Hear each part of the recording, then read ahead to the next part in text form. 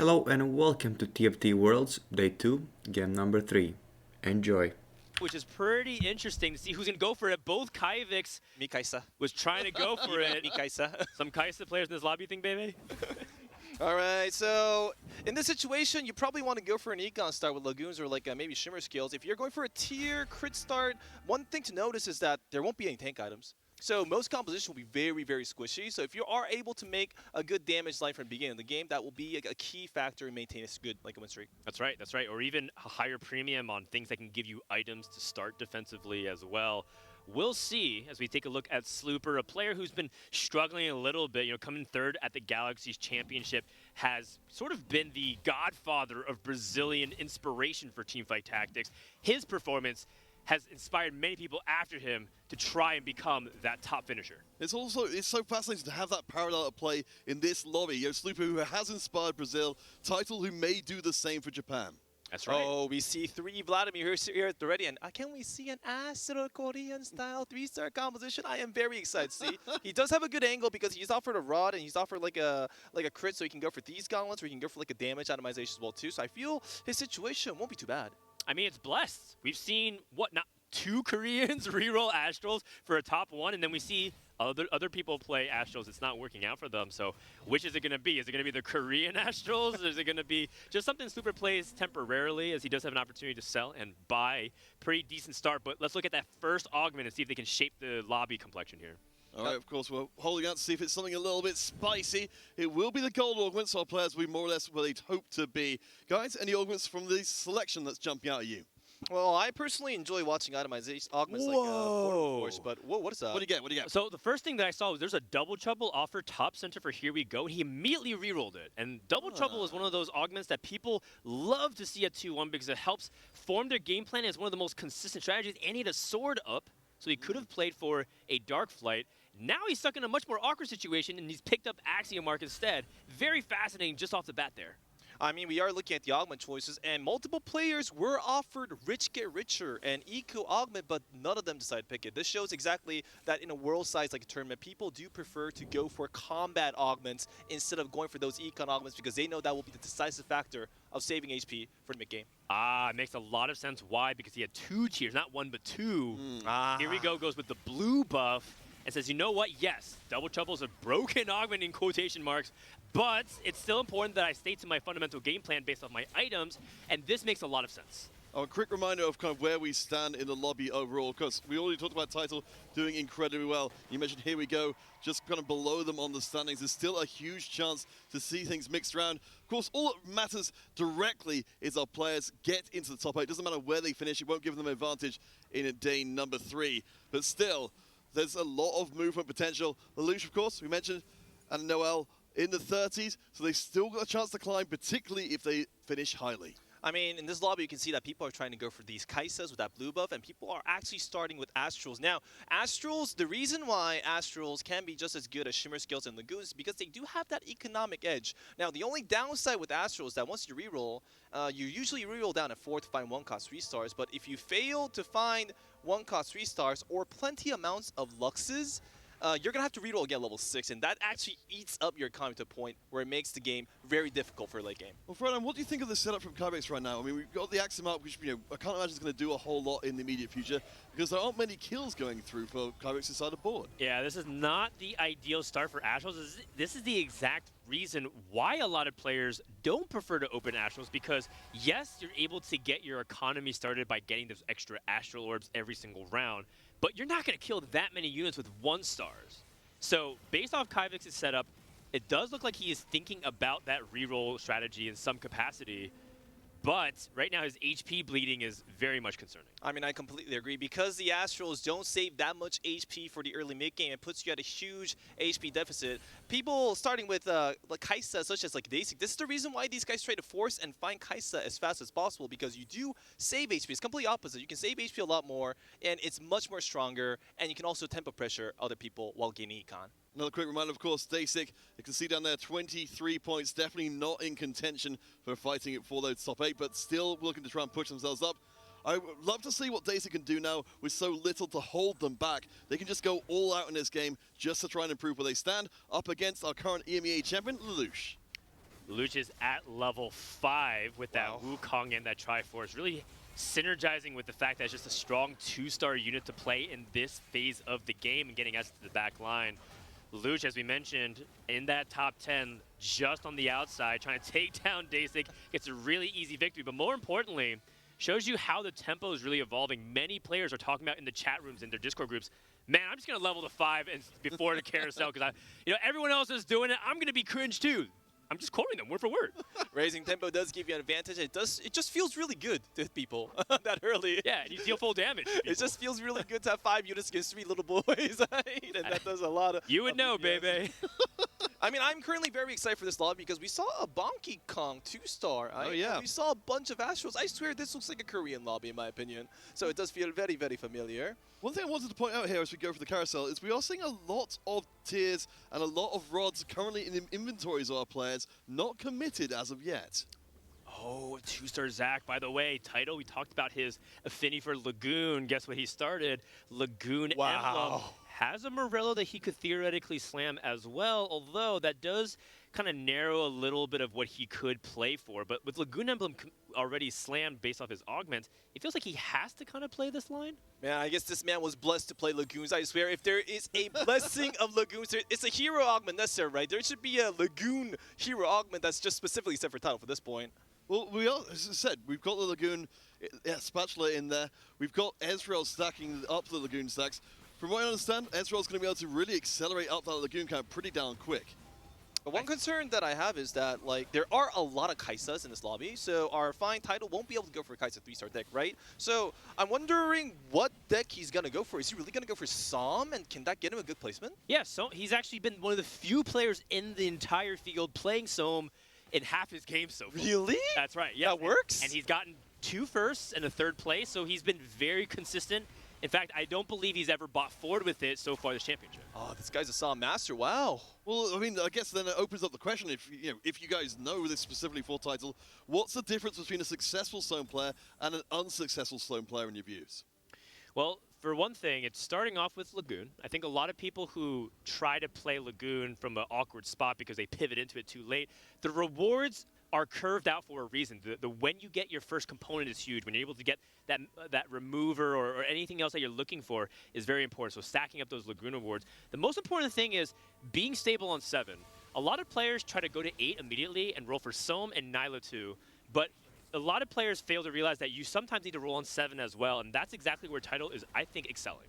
I mean, that was a beautiful explanation of Frodan. So what Frodan is trying to say that Lagoons is a win streak composition, and you don't just win streak all the way to level 8 or level 9. You win streak until level 7, and then you roll again to make sure that you don't fall behind on tempo compared to the other players, and then you save up money again for your composition. That's how you play Lagoons.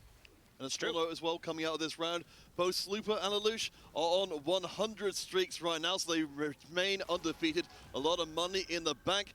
It certainly seems like with, actually no, sorry, my apologies. 3 players win streaking. This is a lobby that's really roaring out of the gates. I mean, I'm really sad for Dasik. I swear he always has a bad start when he starts with Kaisa. I feel like Kaisa chooses other players maybe because he has a very beautiful girlfriend. He's already got lucky. He's already got lucky in life, so I guess he's getting lucky in the game. No one high rolls everything. And Dasik has certainly had his fair share of bad luck. Luck to positioning just to trap the Malphites, make his board slightly weaker to get those Lagoon stacks. But it seems like so many people starting tiers, some people starting blue buff on Kaisa.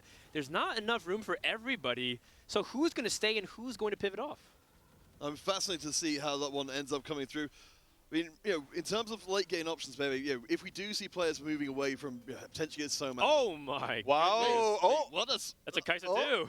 All right, well, let's revise our estimates, perhaps. Man, Dasic's gotta go. His girlfriend is closing her eyes so Daisy can meet with Kaisa temporarily. Okay, so right now the itemization setup is very decent for the Lagoon composition. I'm not gonna laugh too much about that.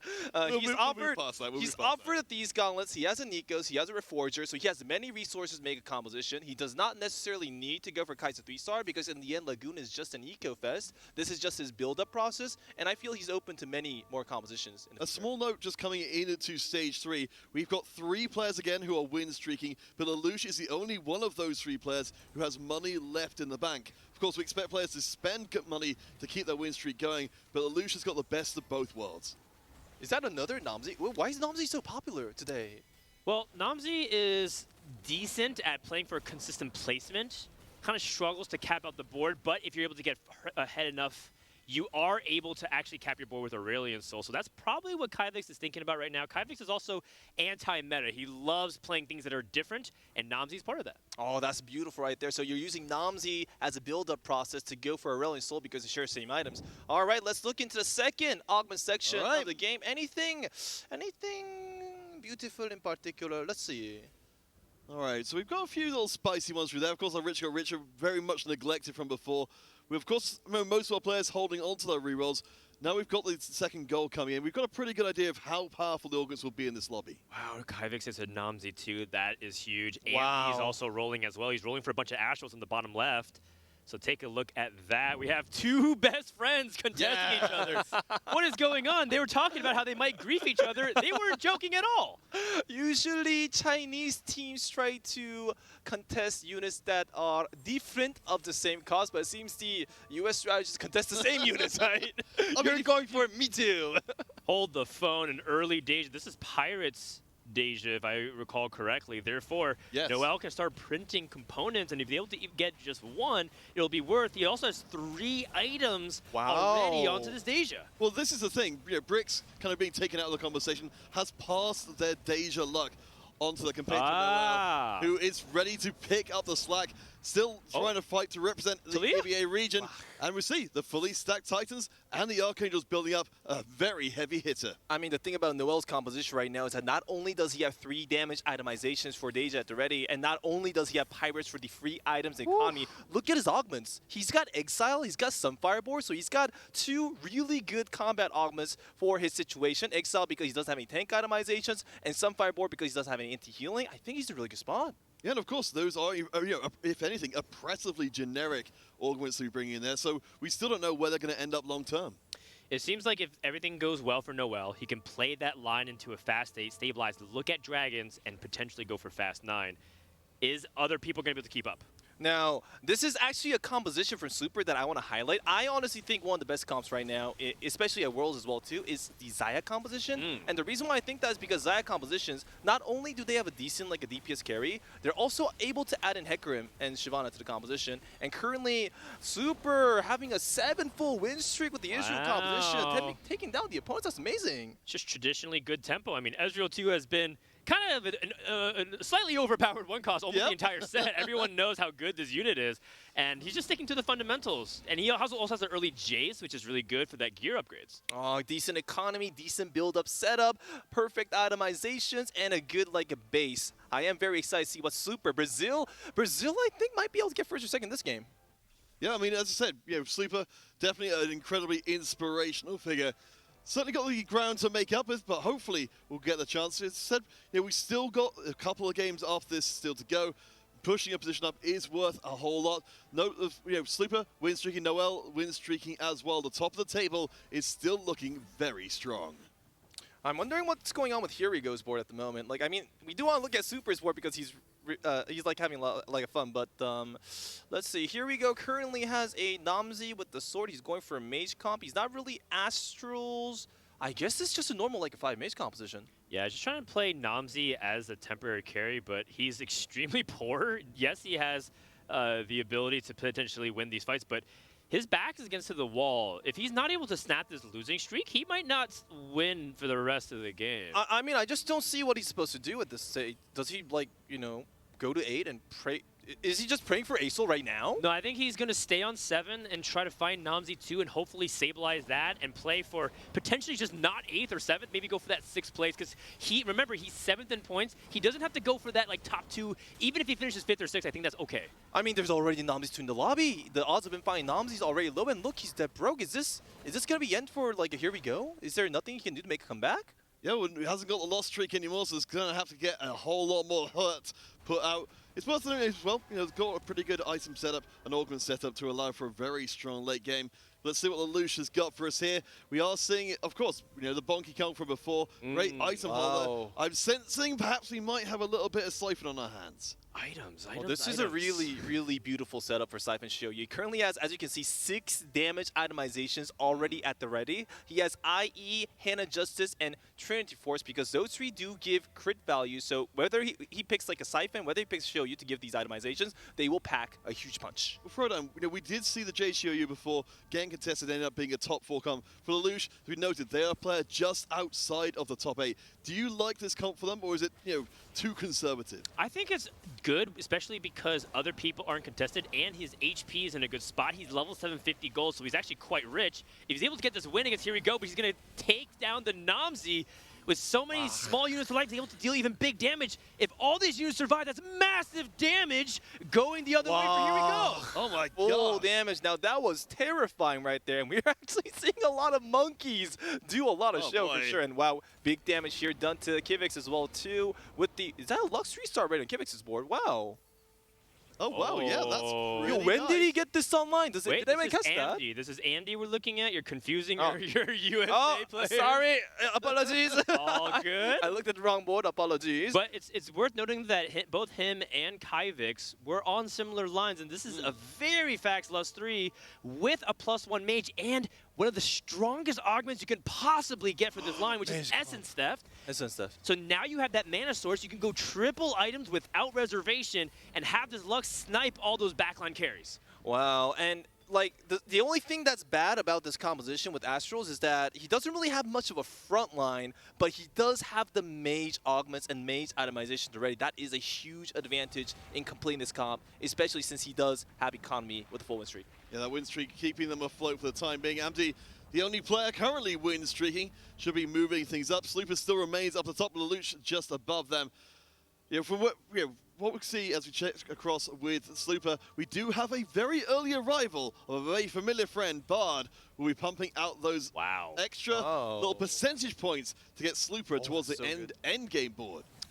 Yeah, going against Kyvix, who does have the 3-item Namzi. This is the setup that Kyvix is looking for. And Zaya is very fragile, so if it aims in the back line, Zaya almost got one shot, but here comes the second cast. Okay. And this is a bad spot for Slooper. He does not want to take this much damage, or rather the loss was bad, but his HP count is so high he can afford to take this damage. I mean, right now, Slooper's situation isn't really too bad, thankfully, because he did have a full win streak with that Israel 2-star build-up. He's just, this is actually the point of the game where Zaya comp's the weekest, because since the composition is so expensive and so upgrade-focused, he will have to take damage for stage 4. What is that? We just see Pressy attack sneaking through there, so a very tempting option. It's an all-gold lobby. Anything else grabbing you, Frodam?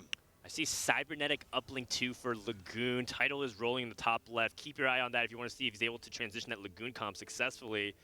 Meanwhile, I'm also looking at some of these other mage players. Kyvix took Essence Theft as well, so he has Essence Theft Namzi to join Amdi. These two really are best friends. So you were saying before, Frodam, Essence Theft able to steal mana from the targets. Does this basically replace the need for a mana item at all? I mean, he has, look at all the item sources. He has Shojin on the Namzi. His first augment was Axiom Arc, and he has Essence Theft. Baby, is this overkill? Wow, man. I guess this player really loves like a Namzi. He made every augment that is perfect for the setup. And it's not just this player. In this lobby, I think multiple players went for like a mages. Not just like a Kivix. Right. I see MD with mages. And I also think Dasik picked mage-related augments too. Yeah, really big damage coming from this Namzi that was started off by the positioning. You saw Kyvix put the Talia where the Namzi was, switched it to the 3rd row. We call that C row. And that's because Namzi is 3 range, so you're able to get that attack immediately, but also bait the Zephyr. And Here We Go was trying to target that, missed it, took big damage. Here We Go is going 8th. Yeah, it's looking like it's going to be very rough indeed. Here we go, way below the rest of the lobby. We'll be trying to pull off every single trick in the book to stay alive. I was actually really impressed with that Namzi. Whoa, NA really know what's up. Wow. One more time. I didn't hear you. NA really knows what's up. They're very good. All right, baby. Thank you. Let's not talk about NA for now. We'll have chances to talk about NA for later. All right, let's talk about Here We Go. Yeah, Here We Go. Currently is dead. He's not dead yet. Come on, give him a he chance. can take a rest. He can use the restroom now. How How is this not there? All right, you're refusing to analyze this board, so we'll just see how they do up against All right, Noel. he went for a Gray Seraphine comp because he didn't have much money. He did a really good job. He put 3 damage itemization onto Graves. He tried to snipe the Deja with Zephyrs, but he failed. His Graves is dead, and Here we go to the restroom. Oh boy. Well, it did seem to be heading this way for a while. I suppose, at least for everybody else, it's a fantastic news. They're going to move one step up. Kavix will take an L as well, as Amdi will remain on top of the lobby heading into the next carousel. He didn't even see the stage 4 carousel. He has like 3/4 of his items. He didn't even see Treasure Dragon. what can you do? This lobby, it seems, was very unfortunate. Here we go. His items were bad, his augments were bad, and his upgrades were quite poor, so it is understandable. It does happen to every player. It is very unfortunate, but let's focus on the players that are still alive and see what they can do. One of the players I'm seeing jumping on me here is Slooper, currently in 2nd place with 4 items unslammed. I'm really fascinated to see if they can reclaim that top spot from Amdi. Yeah, it's interesting because Slooper has gear upgrades, so that dynamic of do I spread my components for gear upgrades or do I save my rods for Shyvana, that's going to be something that's on Slooper's mind. Let's also take a look at Amdi, who is still streaking at 72 on an 8-round win streak, and now he's teching in the Namzi for the 7 Mage. Still doesn't have a second item for Lux because of that win streak, because he hasn't been leaning into Astrals, not able to print the item components, so he's had to improvise a little bit, and yet still playing on a streak. Very good spot for Amdi still. I still really enjoy like Andy's top because he has a lot of economy and HP as well too. I feel he doesn't really need to reroll because his composition is strong enough, and with the Lux, he will be able to save HP. Oh, he's actually matched up against his buddy. Wow, Namzi versus Lux 3-star in action. Let's see how this goes. Yeah, of course, we saw this from yesterday as well. The position to try and make sure that Lux does not take out your main carry early on is absolutely crucial. So Namzi's going to make it through most of this fight completely unscathed. Yeah, the lack of items again from Amdi's Lux to not even really kill the Heimerdinger, which was top right corner. It's just really tough. Things are looking tough for Dasig as well. Up against Noel, who's going to have a little bit of a kind of a, hey, what do you expect me to do? I can't slow down for you at all. I'm holding the EMEA's hopes in my hands. I mean, I'm actually curious. I have a question. Does Namzi summon Heimerdinger do 2 more damage to the enemy player? Oh, it doesn't count unless it's the last champion, in which it counts as base damage from there. A base damage. It's similar to like Daisy or other units that are summoned in the middle of the fight. Gracias. Yeah. All right. That'd be kind of OP if you just play all these extra units and be able to stack the damage. Oh, you can if you will. Wrecked by target dummy. So one thing I wanted to check in with Noel here. Of course, we've noticed that we've got these. Wait, is that 2 Nikos? Yeah, we've got 2 Nikos on the bench. We've got the potential to be able to slam out a Shyvana 2 immediately. But there is no gold to play with for Noel right now. Yeah. They're relying on that Shyvana coming into the shop. And going up against another person that has a Xayah, so 5 Xayahs, 6 Xayahs are out, there's one on the bench. So it's probably not going to be easy to get that Xayah 3. More importantly, who's going to be able to get the edge in this fight, as both Xayahs are still to kind of work on the front line. Xayah does have a problem getting through the Itis. Itis is still at half-life, going to cast again. That Archangel makes that golden skills even stronger. Still, 22 seconds into the fight, not able to get the 3rd cast, but there's just too much force for Noel. No gold, no problem. We end stage 4 on a streak. Noel is coming for the top. Man, what a fight, what a fight. Now, Noel actually has a lot of decisions to make, but since he does have 2 Nikos, he might be able to go for the Xayah 3-star. The Radiant itemization is offered as the trove. That's actually really good. Let's see exactly what the players like to pick in this situation. It's really good for people that have 1 or 2 item carries. So for Tidal and Ambi, remember Ambi was stuck on 1 item Lux. It's fantastic. Good. Triple item on your carry, like your Xayah or your Shiryu Siphon, is really awkward, but Lelouch gets offered Duplicator and Banshees, which he ends up taking, and that's actually pretty good. Did Title get 80 gold? Yeah, no, Title took purely gold. Wow. Zoe too. I remember, this used, of course, to be 100 gold, so instead, going to try and bury us in money. Wow. Yeah, Zoe is in the mix. This is looking like a hell of a board. Title making a stream debut and impressing. I mean, this tournament today was just amazing. We see Korea bring these like Astral 3-star composition. We see NA bring this Namzi composition, and we see Title bringing this Lagoon composition to work as well too. This is amazing. We'll see. He's been on win-loss. As you can see, 34 HP, but 2-star upgrades across the board. He does have awkward traits. A Lagoon 4 Mage with Love +1 or probably play around with it. Oh no, the Soma is exactly the opposite corner of the Lux. We'll get one shot. This is what Amity has been waiting for. Tile does at least have a lot of HP to play with. The cast will be slow but devastating when they land. You have, of course, got to watch out for those invincibility frames coming in from Zoe. If they can intercept in the right moment, it changes everything. Tornadoes across the bow. The front line stays intact for the moment. Nila is still alive. Wow. The chunk in the damage, and it is enough. Wow. I mean, have you guys seen that one-star Nila? I swear that one-star Nila did so much for that team, and like, wow, it's just so amazing. I think she's definitely one of those sleepy units that can really go unnoticed, but does a ton of work. It's incredible. So I guess this is how the Lagoon composition works. You go for some, and you go for like a Nila, and you have an 80 AP. Oh my God! What? Yeah! -3 from Noel! The prophecy is fulfilled! Everybody's watching. Christmas every day of the year. He has pretty bad items on Idas, just being very frank. You don't want to be relying on things like Bidge Gem to be a tank item, but Idas 3 is just so tanky that it doesn't even matter. But I am slightly worried, though, because in the end, it's an Idas 3 and not a Xayah or Hecarim in 3-star, right? So it is an invincible tank, but if the enemy managed to figure out a way to kill Xayah, then you have no damage. And Nila is one of those units, but she's not on the right side. Her Apotheos is now targeting the Varus, but she gets the shield resets. But think about the shield, the global shield that Idas gets that's stronger. It's scaling full health Idas. How do you actually take this down? The Xayah is getting infinite time to rack up full attack speed as her Feathers Fly is now attacking the Nila. Nila is going to come down in just a second here. We're about to enter overtime to see whether or not this AP burst is getting the shield? Nothing. Look at that Nila! Dying. Wow. Still worried, baby? That was good. That was good. Yeah, pretty good. Look at those numbers. Thank you very much, Observers, for showing us a cool 42K. Easy peasy every day of the week.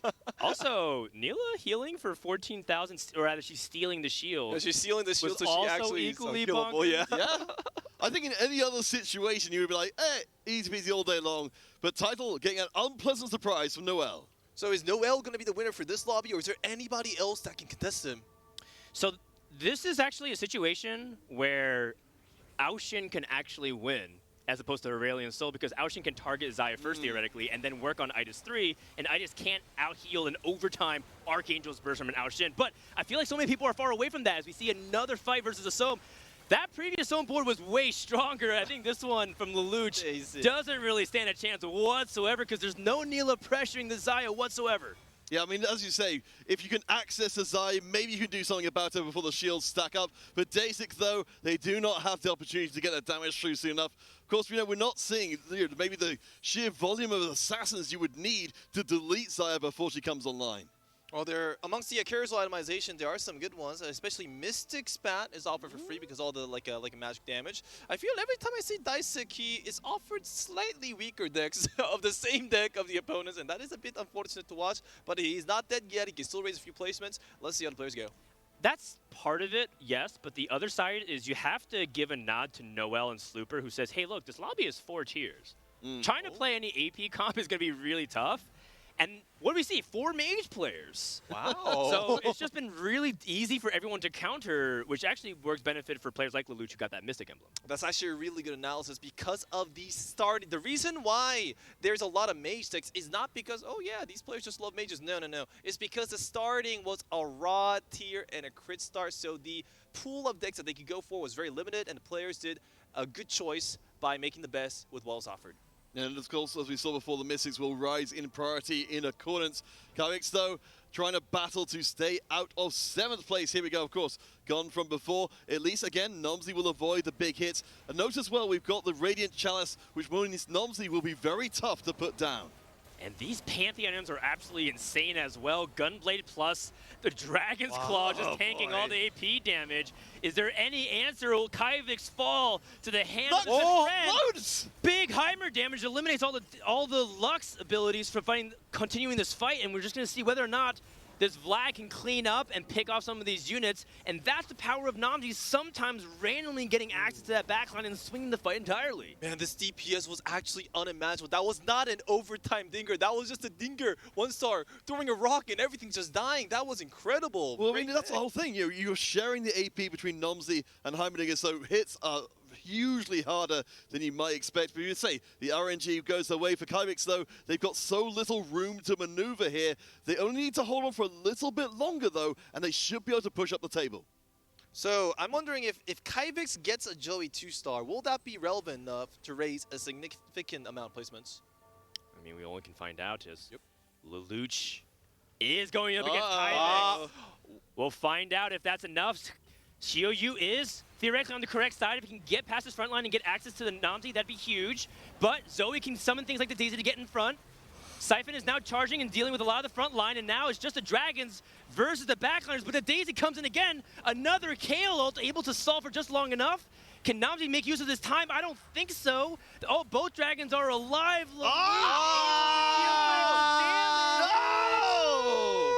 Namzi did so well, and this is why I said that Mystic like a spell was so important for Curse. Right now, our fine like a Shio UJ player currently has 3 Mystics and a Soraka 2-star for healing, so Namzi just cannot take out these huge dragons. And it's not only Kyvix who exits in that round. Title goes out as well, though ahead of Kyvix. And Frodan, when you look at those HP bars, this has been a hell of a lobby. It feels like 7th to like 3rd was based on like your matchups, who you're matchmaking against, and maybe even things like the carousel was on the right side so you get the Mystic emblem. I feel like these margins are so close that it has to be about the foundation you set. Did you play stage 2 and stage 3 to minimize the amount of HP loss? That could mean everything, not just for this game, but whether or not you qualify for top 8. I mean, it's also really, really important to note that, wow, Title with the perfect Lagoon setup got sick, and wait, Dasic with the weaker Lagoon setup is currently sick got second. What's going on here? Sometimes that's the way the cookie crumbles. Of course, Noel, the huge influence in this lobby, the Aegis 3, ridiculous beyond words. It just feels like now it's the fight for 2nd and 3rd, then, of course, the fight for 1st. Oh, if this is Nidus, he's going to be so sad right now. Amity currently checking his matchup RNG, and the opponent is... Noel. Oh, that's going to be so hard. But Lux could theoretically be one of these carries that snipes the Zai in the back line. If he's able to work on it quickly, maybe he'll just see some magic. I think Zai is a bit confident right now with that shield ready. I mean, this time we don't have the Neela to be able to take away the shield. Oh! The shot is good. The shield lands as well. Zaya is almost gone. That shield could still be taken down. She's vulnerable. Here comes the shot. The Zaya gets the shield in time. She's still alive. Noel will not fall. Wow, and Ida's actually tanking the aggro for the second like a shot as well, too. That was such a close fight. The last thing I want to comment, Amity died with 3 magnetic removers, and he had a Thief's Gloves with a 2nd Sunfire on his Pantheon. I would have loved to see him maybe use those 3 removers to get optimal Thief's Gloves, try to get things like Zephyrin, maybe optimized for Noel. But what's likelier is that he was saying, I'm going to gamble that it's not Noel that I'm playing against.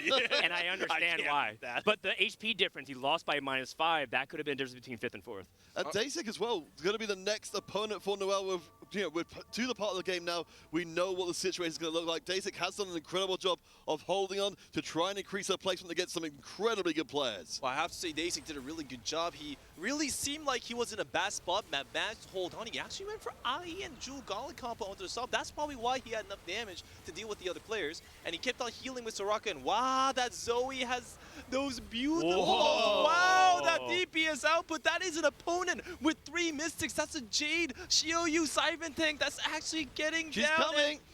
Burst it, burst it. Wow! Exacties. Oh! Wow, so Dasic one step away. Of course, this is the immovable object, but maybe, just maybe, and you called for the Zoe too, and she has arrived. We're going into the end game, and it will be explosive. Now, this is Dasic's spite in the limelight. If he wins this, it's not an issue of the tournament. He will be able to make himself a fantastic a player that's shown really good moves. I mean, theoretically, if Dasic goes 1-1-1, he'll have 57 points, which puts him in that cutoff range. We could potentially be seeing the beginning of the most miraculous comeback possible in TFT. I mean, Dasic has been fighting from the very edge for a while, up against just such a ridiculous board. Of course, once more, we'll keep our eye out for that Sire and see if the damage will be forthcoming. It's not targeting that Zaya. This is generally going to be really tough. Even if it targets Side. It's true. I just don't think we have enough damage to deal with this itis. But the good news is I don't think he's dead, so theoretically could find a way to get this done. Did he kill enough units? That smile on Dai's face, like, yeah. Yeah, I mean, come on. I think the resignation. Honestly, I think Daisy is ecstatic to be made at this point. He's very, very taciturn player. Doesn't tend to get too big in their expressions, but you know that just to get to this point at all is an incredible achievement. I honestly would sell my entire board, and I would just go for a bunch of assassins. Yep. One tank, maybe a bunch of Nillas. Let's see if we can find some Nillas. Sure, I think that's the only way to beat that like guy to 3-star. I think he just needs to get as much Nillas as possible and just itemize them all. And maybe with ours you can win that. Yeah, it's just really tough because like there's now other sources of damage. We have a Shyvana, for example, and you just rack up the guild stats. It's gonna be really hard to deal with this board. I just don't think there's any way. Noah's is taking a victory lap at this point, and what an interesting win condition. We don't really think about Itis 3 being the win com. I mean, heck, we were skeptical of it at first, but now we really see the power. Yep, this is actually one of the powers of the Zaya composition. As I said, I honestly think this composition was one of the nicest, but we will see as we get into the last fight. All right. Yeah, Zaya will be on the wrong side to take the first aggro. She said we have got the Aurelion solo for the full board access. It will be spread damage though. I love the Exile shield into the Itis shield, into making her incredibly hard to get rid of. A-Soul will be taken to pieces, and this has been the game for Noel to take the flag of the EME region and throw it up in the sky. We still stand a chance. GG, good game. Wow, an incredible game by Noel.